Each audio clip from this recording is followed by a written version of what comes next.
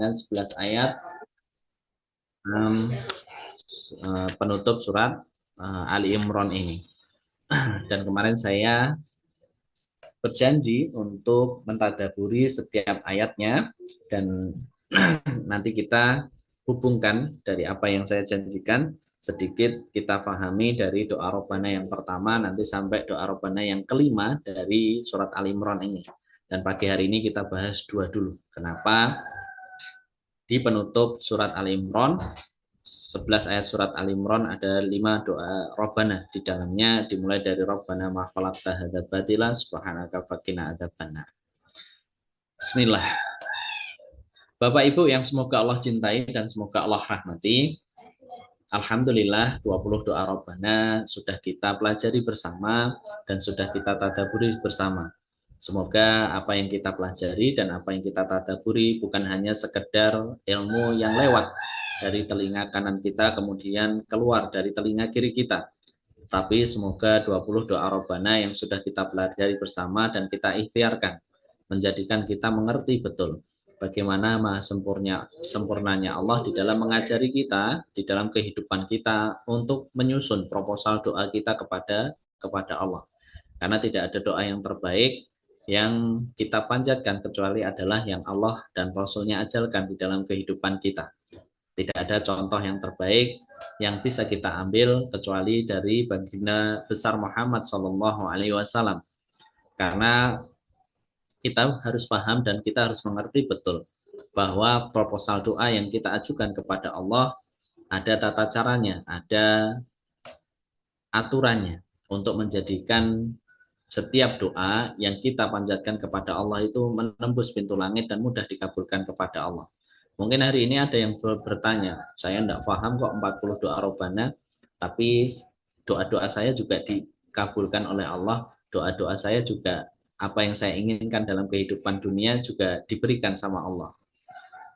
Mungkin ada yang bertanya seperti itu, saya nggak hafal doa 40 doa Robbana, tetapi kebutuhan saya dicukupi kok sama Allah. Makanya itu yang menjadikan kita paham dari pertanyaan itu menggambarkan kepada kita bahwa urusan kita kepada Allah dari doa bukan hanya perkara dikabulkan atau enggak. Kalau kita mentadaburi apa makna doa yang sudah saya sampaikan di depan, doa itu bukan hanya tentang dikabulkan atau enggak, tetapi doa itu adalah identitas kita. Doa itu tauhid kita. Doa itu adalah hubungan kita dengan Allah. Doa itu tauhid, doa itu ibadah kita kepada Allah. Doa bukan hanya sekedar kita pengen dikabulkan atau tidaknya, tetapi doa itu adalah penjagaan yang kita minta, proposal yang kita minta kepada Allah terhadap kebaikan-kebaikan di dalam kehidupan kita. Bukan hanya perkara dunia yang kita inginkan. Saya tidak berdoa 40 doa Robbana, saya tetap punya mobil. Saya tidak berdoa dengan 40 doa Robbana, saya tetap diberikan rumah. Saya tidak berdoa dengan doa Robbana, tetap kok Allah mengalirkan rezeki dalam kehidupan kita. Bukan hanya perkara itu, tapi doa yang Allah ajarkan bukan hanya tentang perkara urusan dunia, tapi Allah mengajarkan doa. Salah satu makna doa adalah bentuk tauhid kita kepada Allah, bentuk penyadaran segala kebutuhan kita kepada Allah, bentuk ibadah kita kepada Allah, bentuk keridhaan Allah di dalam kehidupan kita.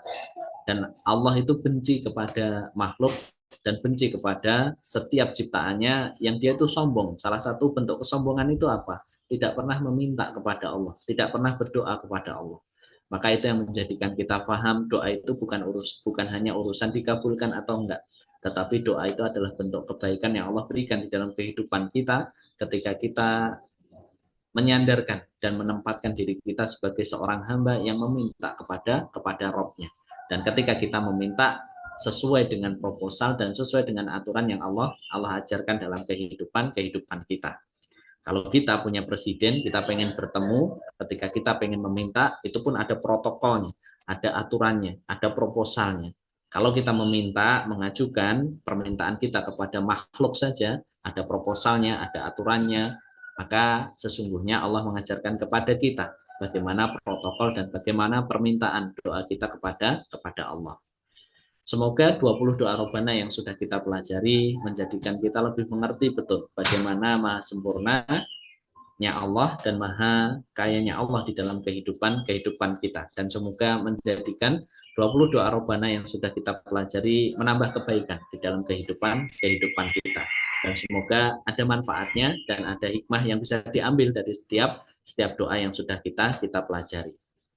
Sebelum saya sampaikan bagaimana tadaburnya doa yang ke-21, rentetan dari penutup surat Al-Imran, tentunya kita harus mengerti betul bagaimana keutamaan penutup surat Al-Imran. Karena surat Al-Imran itu dilazimi oleh Nabi. Nabi itu ketika membaca surat Al-Baqarah, maka tidak pernah meninggalkan surat Al-Imran. Dan kita paham betul bagaimana keutamaan surat Al-Baqarah yang selalu berdampingan dengan surat Ali Imran, dan itu dilazimi oleh Nabi. Nabi itu kalau membaca surat Al-Baqarah akan dilanjutkan surat Ali Imran, menunjukkan betapa dua keutamaan besar dari surat ini.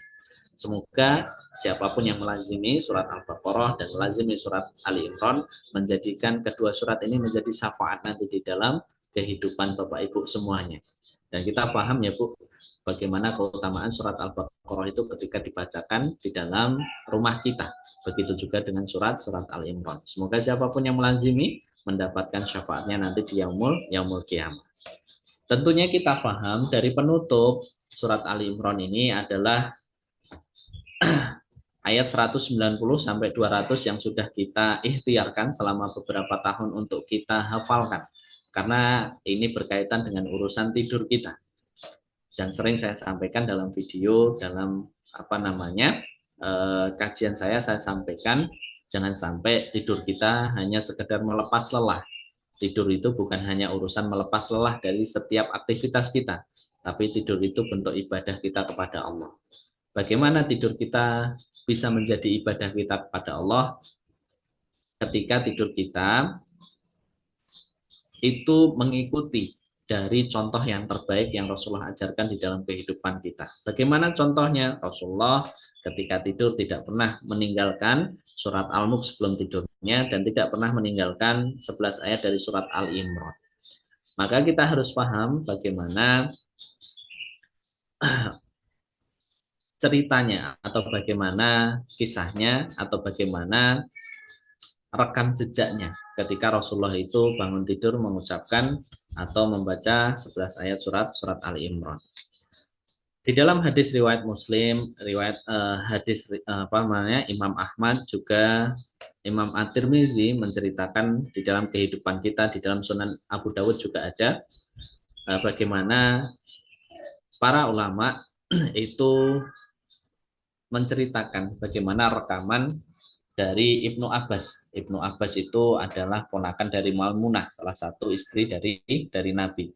Karena kita harus paham, tidak ada yang bisa memasuki rumah Rasulullah Shallallahu Alaihi Wasallam kecuali adalah Ibnu Abbas kecil pada waktu itu. Dan kita paham betul bagaimana kemuliaan Ibnu Abbas di dalam kehidupan kita.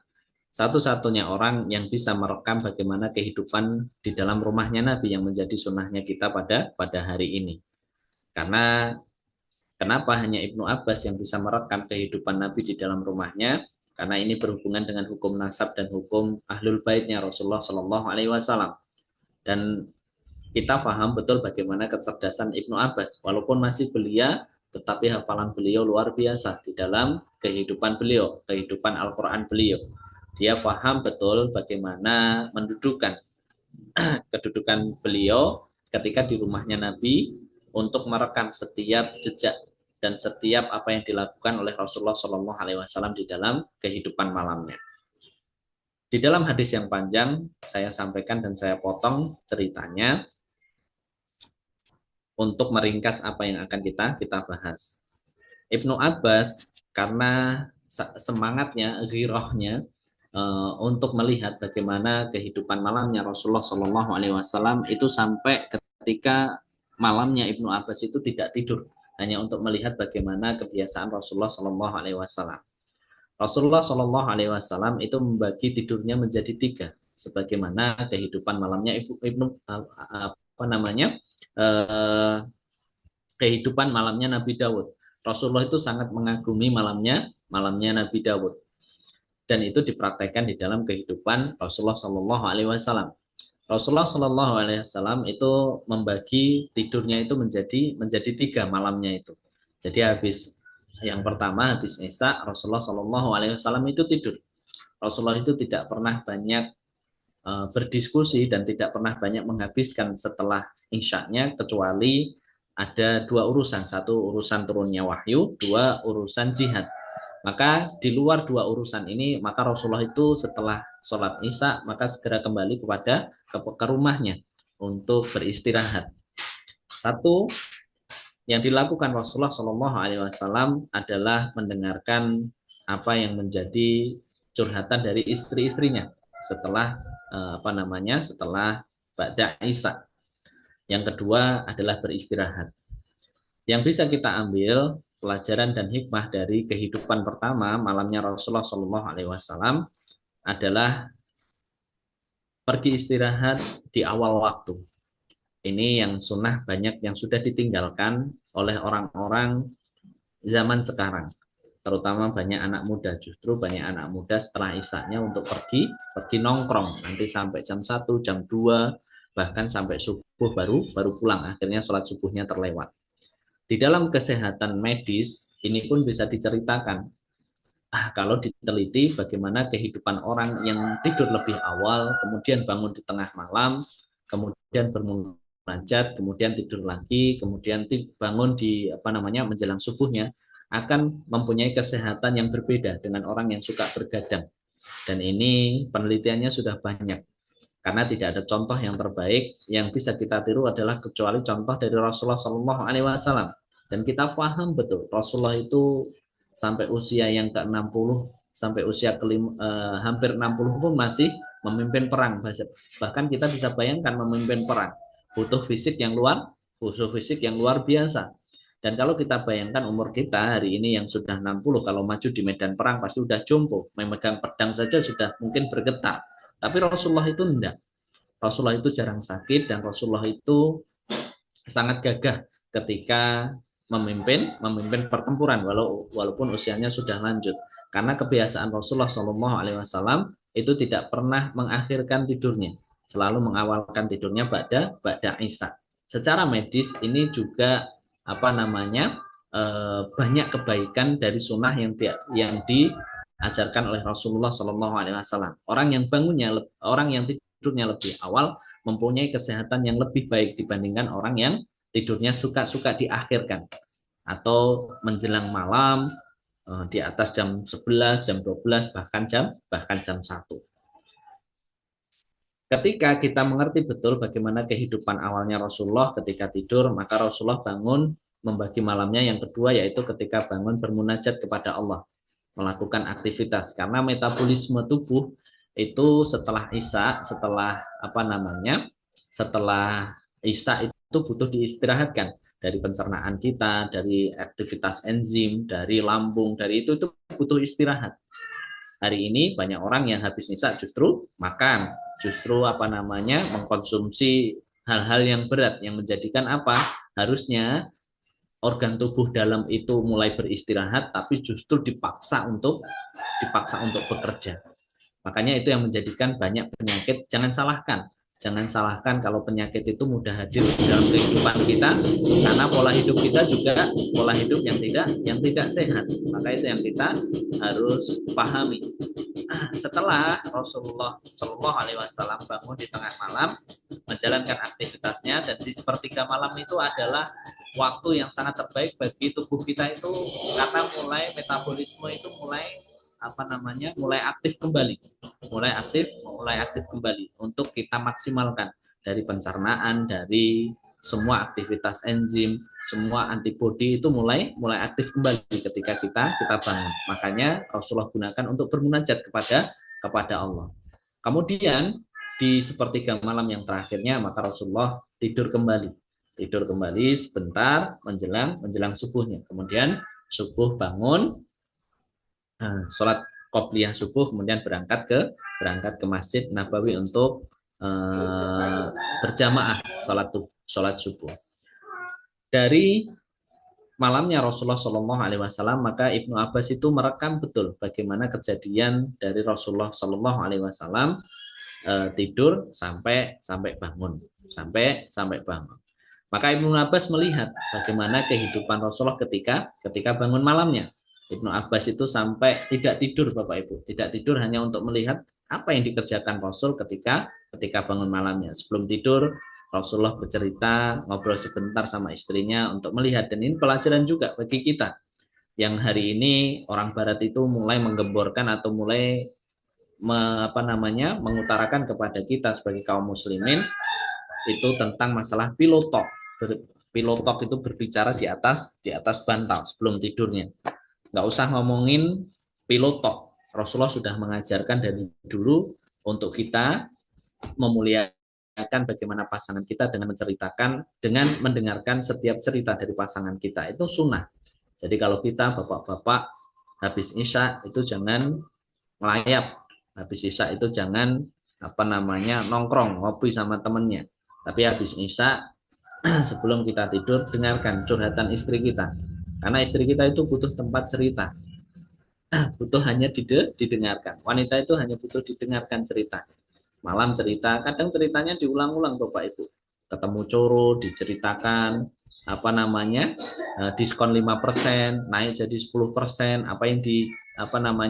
apa yang dialami hari itu pengen diceritakan, dan itu sudah difasilitasi dan diajarkan oleh Rasulullah SAW. Dan seni mendengarkan itu susah bagi seorang laki-laki, karena laki-laki itu kadang mudah bosan mendengarkan ceritanya.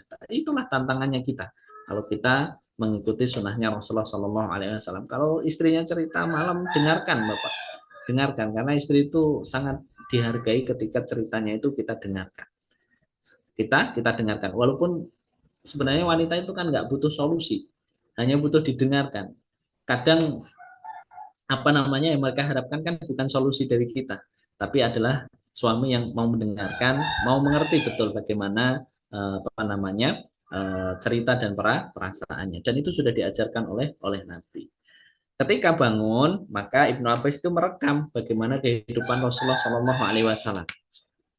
Ibnu Abbas itu melihat ketika Rasulullah bangun di malam yang keduanya, di paruh yang keduanya, ketika sepertiga bangun yang keduanya, maka Ibnu Abbas itu melihat Rasulullah itu kalau bangun, maka Rasulullah tidak langsung turun dari tempat tidurnya. Rasulullah tidak langsung turun dari tempat tidurnya, tapi Rasulullah bangun, kemudian duduk sebentar, kemudian mengusap wajahnya, menyeka matanya sebentar, kemudian berdoa kepada Allah dengan penutup surat Ali Imran. Dimulai dari ayat inna fi khalqis samawati wal ardi wahtilafil laili wan nahari la ayatil liulil albab. Dan itu direkam oleh Ibnu Abbas. Maka itu yang menjadikan kita paham kenapa yang dibaca Rasulullah itu penutup surat Ali Imran, dan itu Abbas itu tahu, oh ini penutup dari surat Ali Imran. Mungkin kalau saya yang tidur di sebelahnya, kemudian Rasulullah membaca surat Ali Imran, saya nggak tahu, karena saya tidak hafal. Gitu. Bapak Ibu kalau melihat, mungkin kalau di situnya Bapak waktu itu bukan Ibnu Abbas, mungkin nggak jadi hadis, karena nggak tahu yang dibaca apa. Tapi karena yang mendengarnya adalah Ibnu Abbas, yang mengerti dan paham betul yang dibaca oleh Rasulullah SAW, maka tahu betul Ibnu Abbas itu, oh ini yang dibaca penutup dari surat Ali Imran. Kemudian setelah beliau membaca, kemudian turun dari dipannya, kemudian berangkat mengambil air wudhu dengan wudhu yang sebaik-baiknya wudhu. Dan ini juga pelajaran buat kita. Kalau kita sering migrain, Bapak Ibu, sering sakit kepala, mungkin ketika kita bangun kita tidak menetralkan tubuh kita dulu. Ketika kita bangun ini secara medisnya juga sudah terbukti. Orang yang sering bangun kemudian langsung bangun, tidak menetralkan tubuhnya dulu, maka resiko terjadinya migrain, kepala pusing itu lebih besar daripada orang yang ketika bangun netralkan dulu. Jangan langsung bangun gelagapan bingung langsung turun dari tempat tidurnya. Tapi ketika bangun diamlah sejenak, kemudian berhenti sejenak. Kalau kita sudah hafal surat Ali Imran, ya kita baca surat Ali Imran. Ini yang menjadikan Rasulullah itu kesehatannya sangat luar biasa, karena polanya itu adalah pola hidup yang sangat sehat. Itulah yang menjadikan kita paham, makanya keutamaan dari penutup surat Ali Imran adalah ketika Rasulullah itu tidak pernah meninggalkan dari 11 ayat dari surat Ali Imran. Semoga Bapak Ibu semuanya dimudahkan hafal dari 11 ayat yang terakhir dari inna fi khalqis samawati wal ardi wa ikhtilafil laili wan nahari la ayatil ulil albab sampai ayat yang ke-200-nya ya ayyuhalladzina amanu sabiru wasabiru warabitu wattaqullaha la'allakum tuflihun. Kemudian kita bahas bagaimana tadzaburnya. Kenapa ayat ini dimulai dari inna fi khalqis samawati wal ardi wahtilafil laili wa nahari la ayatil ulil albab sebelum kita masuk Rabbana ma khalaqta hadza batila. Kenapa setelah inna fi khalqis samawati wal ardi wahtilafil laili wa nahari la ayatil ulil albab kemudian dilanjutkan dengan kata atau dengan ayat alladzina yadhkurunallaha qiyaman wa qu'udan wa 'ala junubihim wa yatafakkaruna fi khalqis samawati wal ard rabbana ma khalaqta hadza batila. Bapak Ibu yang semoga Allah cintai dan semoga Allah rahmati, setelah kita mengerti betul bagaimana keutamaan dari surat penutup surat Al Imran, maka kita harus paham. Hari ini Bapak Ibu seperti yang sudah saya sampaikan di depan tadi, banyak orang yang ketika di dalam kehidupannya itu melihat apa yang terjadi dalam kehidupannya tidak dikembalikan kepada Allah. Berapa banyak hari ini orang yang mengagumi ciptaan Allah tapi tidak menjadikan imannya bertambah kepada Allah.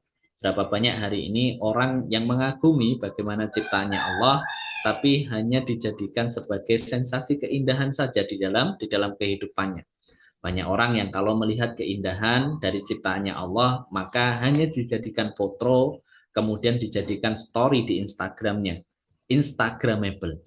Hanya dijadikan story di Facebooknya, hanya dijadikan story di WhatsAppnya, tapi tidak pernah mengembalikan setiap keindahan dan setiap ciptaan Allah itu untuk menambah keimanannya. Makanya kenapa Rasulullah membaca ayat ini, membaca penutup ini, dimulai dari kata inna fi khalqis samawati wal ardi wahtilafil laili wan nahari la ayatil ulil albab, maka kita paham kenapa ayat ini itu ditutup dengan kata ulil albab. Allah itu mengulang kata ulil albab siapapun, sesungguhnya inna fi khalqis sama, Allah itu menciptakan bagaimana penciptaan langit dan bumi dan semuanya la ayati itu ada tanda-tanda kebesaran Allah bagi orang-orang yang mau berpikir. Kenapa Allah menutup ayat ini itu dengan ulil albab? Dengan ulil albab. Orang-orang yang mau berpikir, dan Allah mengulang kata ulil albab itu 16 kali di dalam Al-Qur'an untuk menjadikan pelajaran di dalam kehidupan kita. Ada orang yang diberikan akal, ada orang yang diberikan hati, tapi tidak menjadikan setiap apa yang dilihat, setiap apa penciptaan dari Allah, dari langit dan bumi itu untuk berpikir. Karena yang hilang hari ini adalah orang yang mau berpikir di dalam kehidupannya. Makanya ayatnya dilanjutkan. Alladzina yadhkuruna, orang-orang yang ingat kepada Allah, yadhkuru, alladzina yadhkuruna, alladzina inna fi khalqis samawati wal ardi wahtilafil laili wan nahari la ayatil ulil albab. Alladzina yadhkuruna Allaha qiyaman wa qu'udan.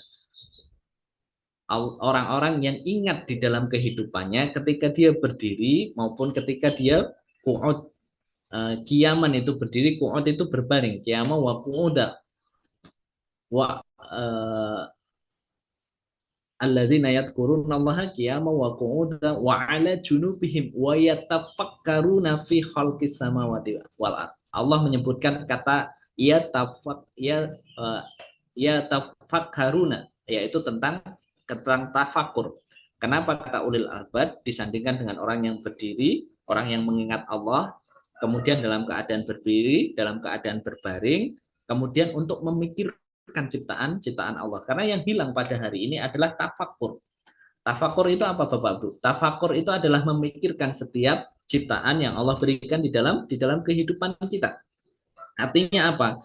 Artinya banyak orang yang ketika melihat ciptaan Allah itu hanya sekedar ciptaan Allah, tapi tidak pernah mengembalikan kepada Allah. Itu arti kata tafakur. Tafakur itu berpikir terhadap setiap penciptaan Allah. Karena banyak orang yang melihat ciptaan Allah, keindahan ciptaan Allah, tapi tidak pernah mengembalikan kepada Allah.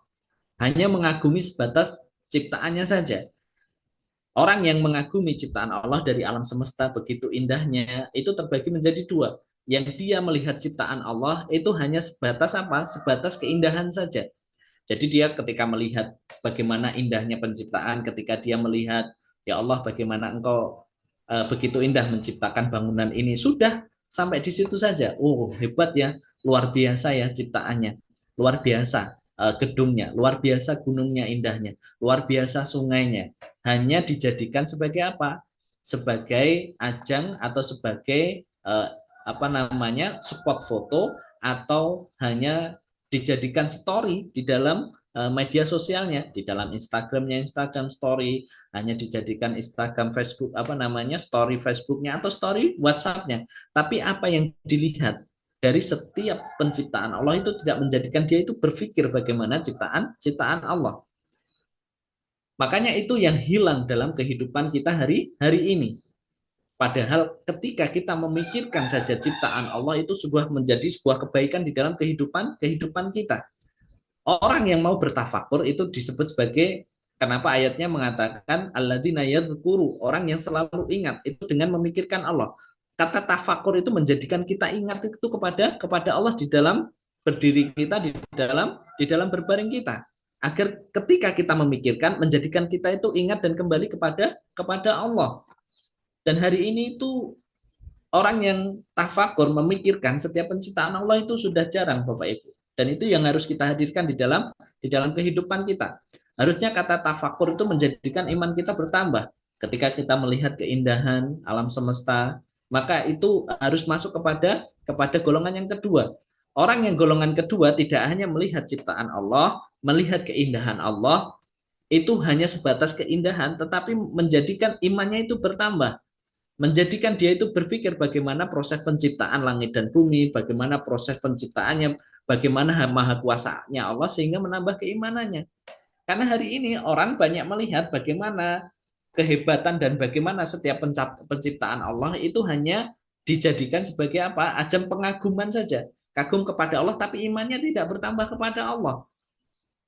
Makanya orang yang ingat kepada Allah, bertafakur kemudian ingat kepada Allah, Allah sampaikan dialah adalah orang-orang yang ulul albab.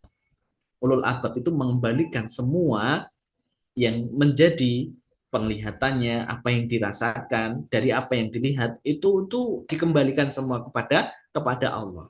Dan yang kurang hari ini adalah orang ulul albab. Indonesia itu kurangnya bukan orang pintar, Bapak Ibu, tapi orang yang ulul albab. Orang yang ulul albab. Makanya kalau kita mendoakan anak kita, jangan jadikan anak saya anak yang pintar. Karena orang yang pintar itu belum tentu ulul albab. Tapi kalau kita mendoakan anak kita, ya Allah jadikan anak saya itu ulul albab.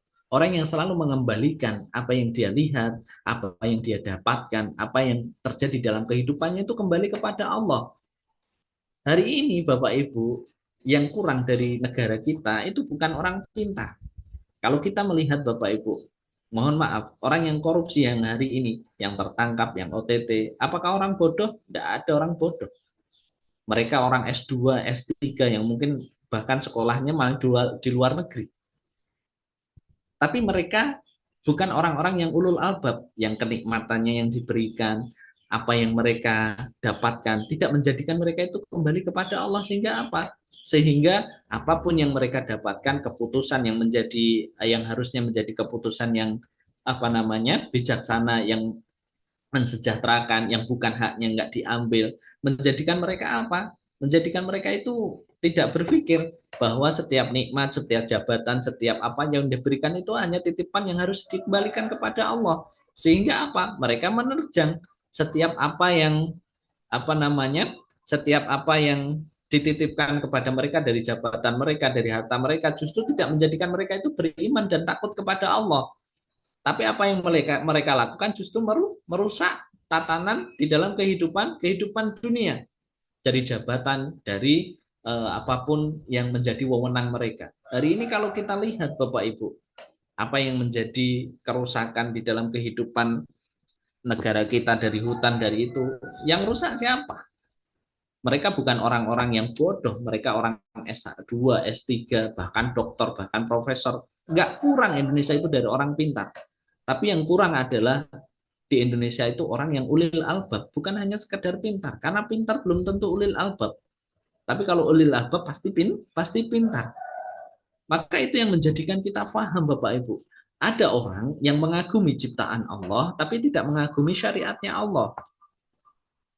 Ada orang yang dia mengagumi dan merasa luar biasa ketika melihat ciptaan Allah, tapi dia tidak melihat syariatnya Allah itu indah. Makanya doa ini mengajarkan kepada kita. Kenapa kemudian dilanjutkan setelah qiyama wa qu'uda wa yatafakkaruna fi khalqis samawati wal ard, kemudian dilanjutkan Rabbana ma khalaqta hadza batila. Sungguhnya tidak ada yang sia-sia yang kau ciptakan, dan ditutup dengan subhanaka faqina ma'adzabannar. Maha suci engkau ya Allah. Karena Allah itu pengen mengajarkan kepada kita, kalau kamu jadi orang, kalau kamu berdoa Rabbana ma khalaqta hadza batila, bukan hanya apa? Bukan hanya mengagumi, tidak ada yang sia-sia, tapi harus dikaitkan dengan ayat-ayat selanjutnya. Ketika kita mengagumi, ada orang yang mengagumi gunung, tapi harus dikembalikan. Dikembalikan untuk menambah keimanan kita kepada Allah. Ketika kita kagum dengan gunung, dengan ciptaan yang indah, kita juga harus kagum dengan syariatnya Allah. Karena banyak hari ini orang yang kagum terhadap penciptaan Allah, tapi tidak kagum dengan syariatnya Allah. Bukankah yang menciptakan gunung, yang menciptakan keindahan, menciptakan langit dan bumi, itu adalah juga Rabb yang menciptakan syariatnya Allah. Ada orang yang kagum terhadap penciptaan Allah, tapi tidak kagum terhadap syariatnya Allah. Pripun toh? Ada orang yang kagum Bu kalau melihat hutan. Hutan itu begitu indah. Tapi dia nggak kagum dengan syariatnya Allah. Syariatnya Allah apa? Menjaga. Boleh kamu manfaatkan, tapi nggak boleh berlebihan. Kamu boleh memanfaatkan, tapi nggak boleh merusak. Dan ketika Allah mengirimkan bencana pada kehidupan kita hari ini, itu peringatan dari Allah agar kita itu berpikir. Bukan hanya kita sebagai orang beriman. Orang-orang yang diberikan wewenang, orang-orang yang diberikan jabatan, bukan hanya mengagumi keindahan ciptaan Allah, tapi harus mengembalikan semuanya kepada Allah, menambah keimanan mereka, menambah takutnya mereka kepada Allah ketika diberikan amanah. Kita pun sama. Apa yang dititipkan Allah di dalam kehidupan kita harusnya menjadikan kita itu lebih takut kepada Allah kalau kita mengagumi ciptaan Allah. Dan tidak ada yang sia-sia Bapak Ibu yang Allah ciptakan di dalam kehidupan kita. Bahkan seluruh ilmuwan Bapak Ibu itu pernah bereksperimen, pernah mengumpulkan ahli-ahli biologi, ahli genetika untuk menciptakan satu ekor lalat saja, dan itu tidak berhasil. Di Rusia itu pernah Bapak Ibu, 33 ilmuwan seluruh Indonesia yang tentang masalah biologi, gen, dan segala macam dikumpulkan. Untuk menciptakan satu lalat saja tidak bisa. Padahal Allah itu menciptakan lalat ribuan. Manusia berkumpul, yang mereka mengatakan ahli sains, ahli biologi, ahli apa, menciptakan satu lalat saja tidak bisa. Yang menjadikan kita terus harus paham, Rabbana ma khalaqta hadza batila, tidak ada yang sia-sia. Kalau ada orang yang mengagumi syariat, ada orang yang mengagumi bagaimana ciptaan Allah, dia harus mengagumi juga. Karena yang menciptakan keindahan, menciptakan langit dan bumi, itu Rabb-nya sama yang menciptakan syariatnya Allah. Dan yang hilang hari ini, banyak orang yang mengagumi ciptaan Allah, tapi tidak mengagumi syariatnya Allah. Sholat itu syariatnya Allah. Tapi banyak orang yang hari ini kalau melihat gunung yang indah, gedung yang megah, itu mengatakan ya luar biasa, tapi tidak sholat. Artinya apa? Dia mengagumi ciptaan Allah, tapi dia tidak mengagumi syariatnya Allah. Allah menurunkan di dalam kehidupannya Al-Quran sebagai seorang mukmin, tapi dia tidak mengagumi Al-Quran, apa yang dikatakan di dalam Al-Quran. Padahal dia kalau melihat penciptaannya, misalnya melihat kapal pesiar yang besar misalnya, dengan fasilitas yang mewah, dia bisa kagum. Luar biasa ya. Gimana cara menciptakan? Dia lupa kalau yang menciptakan Allah, dia bisa kagum. Tapi kalau berbicara syariatnya Allah, dia nggak kagum. Allah jadikan syariat sholat, syariat puasa, tapi dia nggak pernah mau puasa, dia nggak pernah mau sholat. Artinya dia memisah-misahkan pada tipe yang pertama tadi. Orang yang dia itu mengagumi bagaimana ciptaan Allah, tapi dia tidak mengagumi syariat yang Allah tetapkan. Itu golongan yang pertama. Semoga kita tidak menjadi golongan yang pertama. Kita menjadi golongan yang kedua. Yang ketika kita memahami, mengagumi setiap ciptaannya Allah, setiap penciptaan dari langit dan bumi, tapi kita juga mengagumi setiap syariat yang Allah ciptakan di dalam kehidupan orang beriman. Rabbana ma khalaqta hadza batila. Subhanaka fakina adzaban. Kita belajar dari kisahnya burung hudhud. Kita belajar dari kisahnya burung hudhud. Burung hudhud ketika apa itu namanya? Ketika hilang, ketika Nabi Sulaiman, Bapak Ibu, itu mengumpulkan seluruh makhluk yang ada di kerajaannya, maka yang tidak terlihat adalah burung hudhud. Nanti dibaca dari surat An-Nahl, dari surat An-Naml, dari ayat 20 sampai ayat yang ke-26, menceritakan bagaimana kisahnya burung hudhud yang tidak ditemui Nabi Sulaiman ketika dikumpulkan semuanya. Kemudian Nabi Sulaiman, ini burung hudhud nggak terlihat. Akhirnya nanti kalau terlihat, kalau sudah pulang akan dibunuh sama Nabi Sulaiman. Tapi apa yang terjadi ketika burung hudhud itu pulang kepada Nabi Sulaiman? Menceritakan bahwa burung hudhud itu melihat sebuah negeri yang sangat luar biasa, yang dipimpin oleh seorang seorang ratu, namanya Ratu Bilqis, yang dimana diberikan kelebihan yang luar biasa di negeri itu, tapi negeri itu tidak menyembah kepada Allah. Apa yang kita ambil dari pelajaran burung hudhud? Burung hudhud itu mengagumi ciptaan Allah, tapi dia selalu kembali kepada Nabi Sulaiman. Artinya kembali kepada Allah. Karena burung hudhud ini diciptakan oleh Allah itu sebagai sebagai makhluknya Allah yang hidup pada zamannya Nabi Sulaiman. Artinya Nabi Sulaiman diberikan kelebihan untuk bisa berkomunikasi dengan segala jenis hewan termasuk burung hudhud, yang menjadikan pelajaran ada negeri yang sangat menggiurkan, yang menjadikan burung hudhud ini tidak kembali lagi kepada Nabi Sulaiman. Karena ketika burung hudhud ini melihat bagaimana keindahan negeri Sabak, bagaimana kelebihan-kelebihan yang Allah berikan kepada negeri Sabak, tidak menjadikan burung hudhud itu hinggap kepada negeri Sabak, tapi justru burung hudhud ini kembali lagi kepada Nabi Sulaiman untuk mengajarkan, untuk memberikan informasi. Dan kisahnya burung hudhud ini mengajarkan kepada kita, apapun yang kita lihat dari setiap keindahan, dari setiap yang kita lihat, apapun penciptaan kita, penciptaan langit dan bumi, dan apapun yang ada di dalamnya, maka menjadikan kita itu selalu kembali kepada Allah dan menjadi kita itu orang yang bertafakur kepada Allah, dan menjadikan akhirnya kita itu orang yang ulil albab, yang selalu mengembalikan setiap permasalahan kita itu dan setiap apa yang kita lihat itu kepada Allah. Imam Syekh Sulaiman Ad-Daironi itu menyampaikan tafakur itu keutamaannya.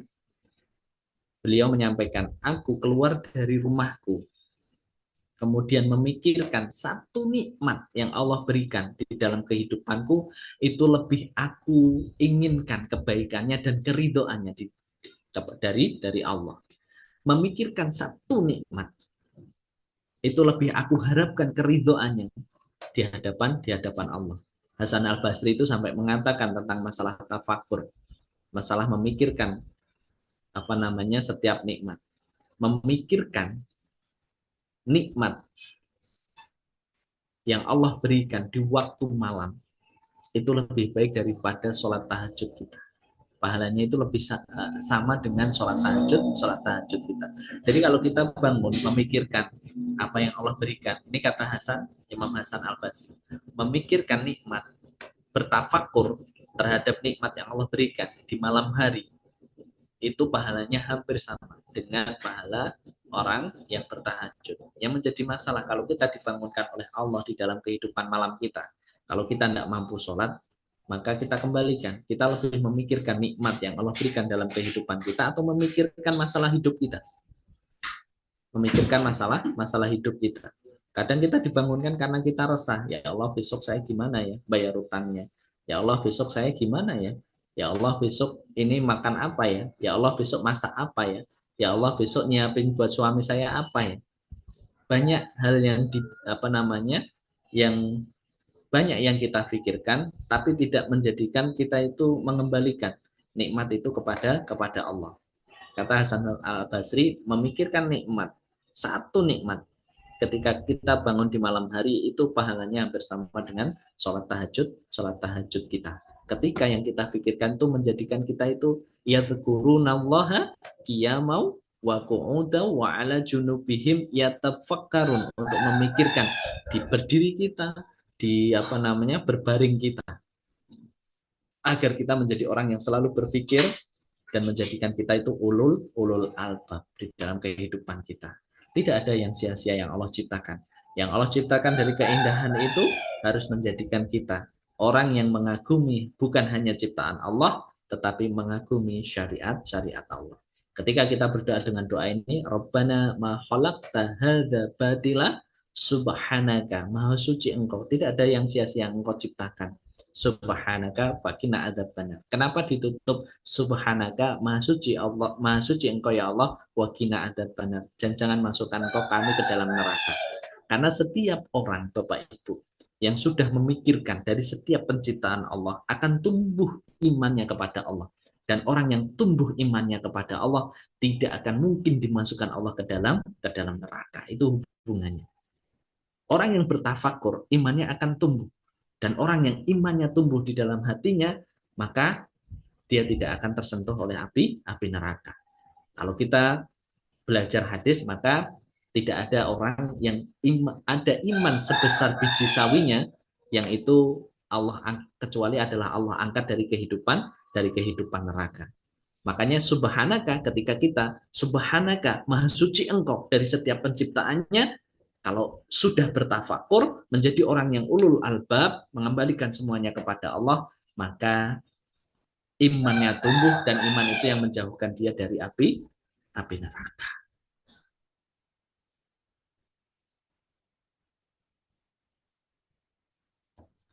Ada yang bertanya, sebentar saya jawab sekalian itu.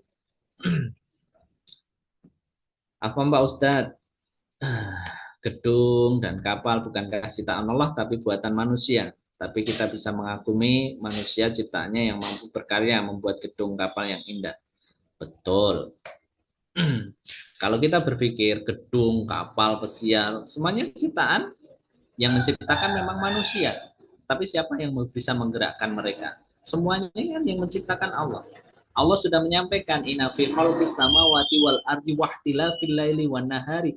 Semua ciptaan yang ada di langit dan yang di bumi. Mana manusia yang bisa ciptakan? Mana manusia yang bisa ciptakan? Bahkan menciptakan seekor lalat pun enggak bisa. Kalau bisa tercipta kapal, pesiar, gedung yang tinggi, siapa yang bisa menggerakkan mereka? Jangan menjadi sekuler hari ini. Jangan menjadi orang yang sekuler. Sekuler itu apa? Sekuler itu memisahkan agama dengan dunia. Memisahkan agama dengan penciptaannya. Sekuler itu bukan berarti berdiri di panggung terus kemudian mengingkari nikmat-nikmat Allah. Tapi berpikir sekuler itu tidak mengembalikan semuanya itu kepada penciptaan Allah, itu juga sekuler. Jangan kita menjadi sekuler. Melihat banjir, hanya melihat curah hujannya tinggi, debit airnya tidak bisa nampung. Orang beriman itu tidak hanya diberikan penglihatan, tapi orang beriman itu diberikan satu perangkat, bukan hanya diberikan akal untuk memikirkan apa yang dilihat, tapi orang beriman itu diberikan satu peringkat, yaitu apa? Yaitu diberikan iman. Iman itu harus mengembalikan semuanya kepada Allah. Jangan hanya melihat apa yang terjadi di dalam kehidupan kita itu dari angka dan data. Ada musibah, melihatnya hanya pergerakan lempeng tektonik, pergerakan lempeng bumi. Oh, hujan, banjir gede. Oh, debit airnya memang sedang tinggi, tapi tidak pernah mengembalikan kepada Allah. Bukankah yang menggerakkan bumi itu Allah? Bukankah air itu tentaranya Allah? Tidak mungkin air itu bergerak kecuali atas izinnya Allah.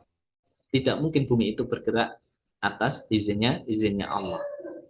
Orang beriman itu harus mengembalikan. Ada kekuatan yang maha dahsyat di belakangnya, yaitu yang menggerakkan adalah Allah.